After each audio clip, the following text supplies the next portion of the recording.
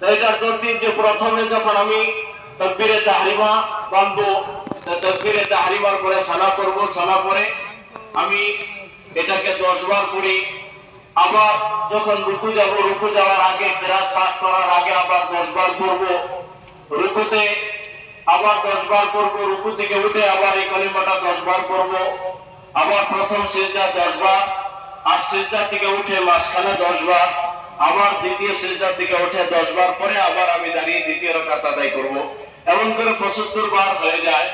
কিন্তু তার থেকে আসান তরিকা এটা, যে দুইটা তরিকা বর্ণনা করা হয়েছে, যে প্রথমে তাকবীরে তাহরিমা আমরা বলার পরে প্রথমে 15 বার করি, যে তাকবীরে তাহরিমা বললাম আর তাকবীরে তাহরিমা বাঁধার পরে সানা করি, সানার পরে আমরা 15 বার এই দোয়াটা পড়ে নেই, এই কালিমাটা পড়ি সুবহানাল্লাহ আলহামদুলিল্লাহ ওয়া লা ইলাহা ইল্লাল্লাহ আল্লাহু আকবার।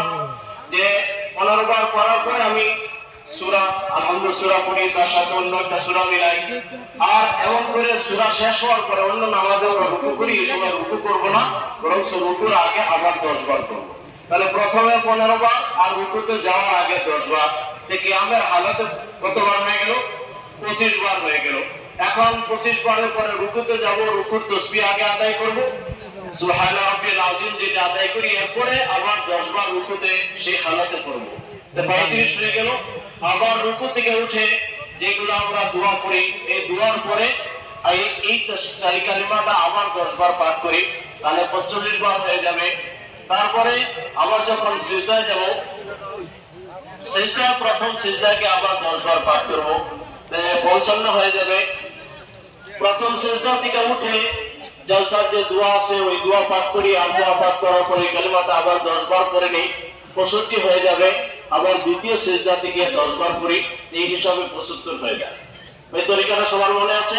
যে প্রথমে দাঁড়ানো অবস্থায় 10 শুরু করে 15 বার, তারপরে কেরাত শেষ করে 10 বার, তারপরে প্রথম রুকু থেকে যে 10 বার করব, রুকু থেকে উঠে 10 বার, প্রথম সিজদায় 10 বার, দুই সিজদার মাঝখানে 10 বার, দ্বিতীয় সিজদায় 10 বার, এমন করে 75 বার হয়ে যাবে এক রাকাতে। আর 4 রাকাত নামাজ যদি এমন ভাবে আদায় করি তাহলে 300 বার হয়ে যায়।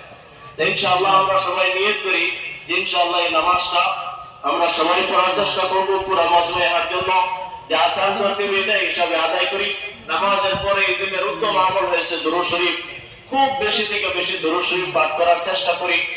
আর আল্লাহ রাব্বুল ইজ্জতের কাছে যে পুরা দিন চলার পরে আসরের পরে সময় আসে, যে পুরা দিনে শুক্রবার দিনে এমন একটা সময় রয়েছে যে ওই সময় বান্দা যে দোয়া চায় আল্লাহ রাব্বুল ইজ্জত সেই দোয়াকে কবুল করেন।